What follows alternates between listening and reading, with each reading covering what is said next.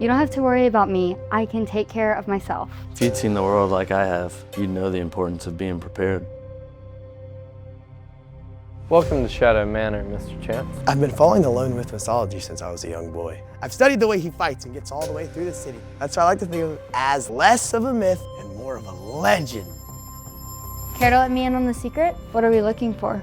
The truth. You're not the villain. That's just what our enemy wants you to believe. He's a hero that's beloved by everyone in this city. Everyone except for you. Aren't you curious about what he's hiding behind the mask? Have any idea who's behind those LED masks?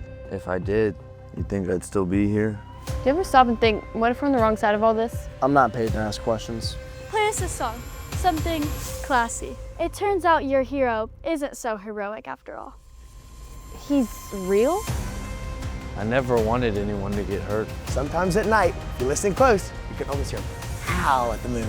A howl that makes you feel safe because you know your city is protected, but with a hint of sadness because he knows he can never fully be known. Everyone has a right to know their story. It's a lie to allow yourself to believe that you are a villain in your own story.